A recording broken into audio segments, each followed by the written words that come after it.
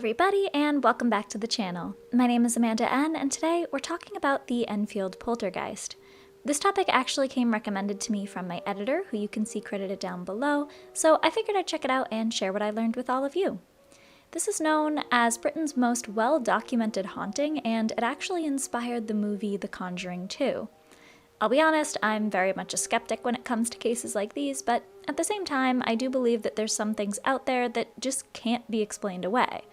So let's start with how this haunting began, then how it escalated, and how it eventually became the legend it is today.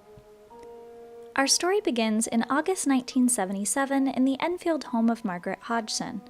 Margaret lived in this northern suburb of London with her 4 children, Peggy, 13, Janet, 11, Johnny, 10, and Billy, 7. According to the Skeptical Inquirer, their names were fictionalized in early accounts, so you might find different names floating around. The 2 youngest, Janet and Johnny, experienced the events first, and attempted to convince their mother that their beds were unaccountably shaking on the night of August 30th. The next night, there were knocking sounds and a sliding of chest of drawers in the girls' bedroom. Eventually, the knocking got so bad that Margaret actually called the police. A police constable witnessed a chair wobble and slide, but she said that she couldn't determine the cause of the movement. Some sources say that this haunting lasted 18 months and that Janet Hodgson recalled her mother even calling a reporter from the Daily Mirror to investigate. The photographer from the paper was apparently hit in the eye with a Lego on their way out of the house. My source reads that after that occurrence, Maurice Gross from the Society for Psychical Research came and spent a great deal of time in the house, where he claims to have witnessed around 2,000 incidences of activity. Many of these included things like furniture being moved, fires starting for no reason, water filling inside cups, and hearing voices, though Janet recalls another instance where a curtain near her bed wrapped around her neck all on its own. Eventually, she claims the poltergeist started speaking through her, which signified possession. Well, perhaps you've got something to say to them. Yeah. I'd like to know how you make this noise without bashing Janet's vocal cords to pieces. If I do it for half a minute, I get a sore throat. Goose chases here. Eventually, Ed and Lorraine Warren came to investigate the house and concluded that there was no doubt about the evidence of paranormal activity inside the Hodgson home. Gross, as well as Guy Leon Playfair, who wrote the book This House is Haunted, the story of a poltergeist in 1980 about his experience, did believe some activity was manufactured by Margaret and Janet.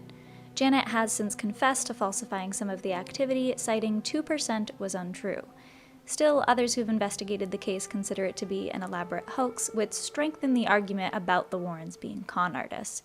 Some of the faked events included Janet bending metal spoons, banging on the ceiling and walls with a broom handle, and her use of ventriloquism to create the spirit named Bill.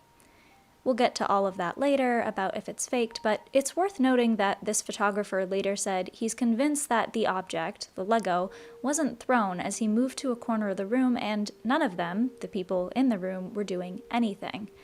As for Ed and Lorraine Warren, they're the paranormal investigative team featured in the Conjuring film franchise, as I'm sure many of you know. Personally, I don't really believe in a lot of paranormal investigative methods to begin with, as I've discussed on this channel before, but it's more than understandable why Margaret would feel that she had no choice but to ask these people for help. Honestly, I'd be really curious what would have happened if the children weren't in the home and maybe plumbers or architects or someone else came into the house to explain any of these noises and to see if any of them were Janet herself or the house settling or any other cause. But I know that ghosts and paranormal researchers probably make for a better story here. So this case went from beds rattling to voices and possession fairly quickly. There are photos of Janet levitating from the bed, and she herself claims that it was scary because you didn't know where you were going to land.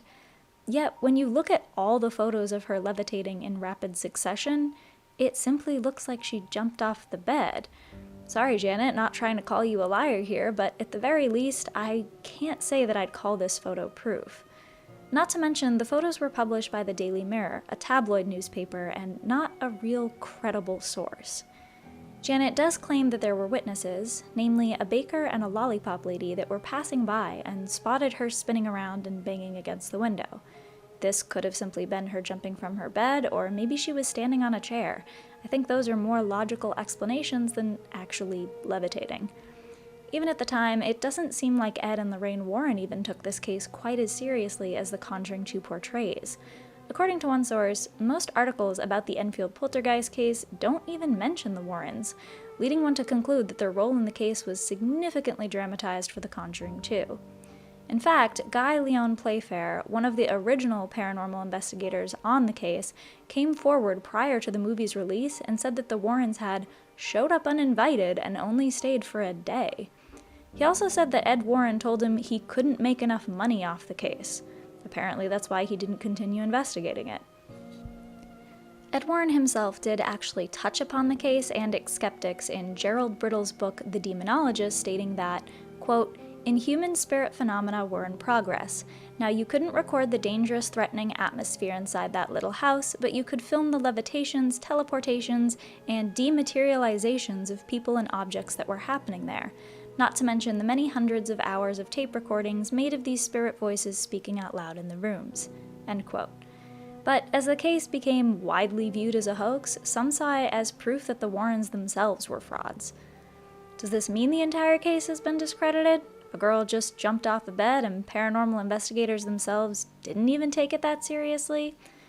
Well, not necessarily, as there is a little bit more evidence here and some other odd occurrences. Some point to voice recordings of Janet when she was supposedly possessed by a man named Bill Wilkins who died in the living room years earlier. The voice would say, "Just before I died, I went blind, and then I had a hemorrhage and I fell asleep and died in the chair in the corner downstairs."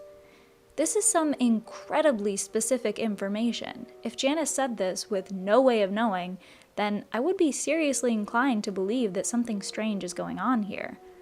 Sources state that it's a fact that Bill Wilkins did die of a brain hemorrhage in his chair. His son Terry has confirmed this. So even if all else can be disproven, what about this? After all, it isn't really that creepy voice that Janet puts on that catches my attention, but the content itself. How did this 11-year-old girl know about Bill Wilkins? This is actually the hardest thing for me to figure out. Though my source says that Janet stated these things, very clearly specifying how Bill died, not just saying "my head hurts" or something to that effect, I don't see a source explaining how Janet may have known. Funny enough, not a lot of sources actually mention this either. A few do, like People magazine, but whether or not you believe the gruff voice is real, I'm really curious as to how Janet got this information. Could this be another story? Maybe she learned of Bill's death after investigators and reporters visited, then repeated the information in an eerie voice later? Well, another thing I found interesting about this case is that Janet herself claims she didn't want this story to be told. She didn't want this movie to be made at all. Some may say that, oh, this was just for attention, but that doesn't seem to be the case. If she wanted attention, why not support this movie wholeheartedly? One source says that years later, Janet called the event she lived through in that house traumatic, revealing she had a short spell at a psychiatric hospital. She was bullied at school, where her classmates called her Ghost Girl. She told Daily Mail that her mother also had a nervous breakdown. It's not surprising then that Janet, quote, wasn't very happy to hear about the film, end quote, being made about the Enfield case, as it's dug up old memories she hoped to leave behind when she moved out of that house at age 16. To me, this does give Janet just a little bit of credibility. After all, stories are typically made up for attention or to present a false narrative, right? But if Janet didn't actually want her experience going around, then at the very least, I don't know if someone can argue she did this for attention. Don't get me wrong, Janet herself has admitted that she would sometimes fake the occurrences, but again, only stating that happened 2% of the time. So that could very well be her reason for not wanting the story to come out as well. Maybe she was a kid that did make up a few things for attention, was pressured to take it to the next level, and she doesn't really want to talk about it later. I can't really say for sure, I obviously can't get in her head, I don't know, but at least as an adult, she doesn't come across to me as attention-seeking. So how true is this case? Well, I'm not entirely sure how Janet knew about the hemorrhage. I'm more inclined to think that she heard it after investigators came around the house than from a ghost, but experts and scientists have actually spoken about this case, and they seem to believe the same. A journalist from The Guardian writes, author Leon Playfair, who wrote about this case, pointed out that eventually, The whole family was seeing visions or apparitions of faces at windows, shadowy figures on stairs, and this wouldn't surprise a psychologist. An experiment by Richard Wiseman at Hampton Court concluded that believers reported significantly more anomalous experiences than disbelievers and were significantly more likely to indicate that these had been due to a ghost. In fact, it was hard to see how much more rigid data collection could have occurred at all, as the site was a home with an understandably protective mother. Mrs. Harper made it very clear to Gross, the other investigator, D.H., and I that while we were welcome at any time, she didn't want any others in her house again, wrote Playfair in the aftermath of a visit from doubters who thought the girls were playing up. In addition, expectation can inadvertently prime a situation's participants. I perceived several examples of this at Enfield, including where Janet says that, "One night Mr. Gross was talking about it. He said, 'All we need now is the voices to talk.' The voices obliged shortly afterwards." Leon Playfair was, to judge by our conversation on this morning, resistant to the idea that he could have been fooled by children. But as I reminded him that day, Elsie Wright and Francis Griffiths, the creators of the Cottingley Fairy hoax in the 1920s, pulled the wool over the eyes of Sir Arthur Conan Doyle, creator of deductive reasoning's poster boy Sherlock Holmes. So, in conclusion, anytime you have a kid that likes attention and an adult like a paranormal investigator with the confirmation bias of wanting to find evidence ghosts are real, I don't think that we should be all surprised that this happens. Kids can fool adults. It absolutely can happen. The creator of Sherlock Holmes can attest to that.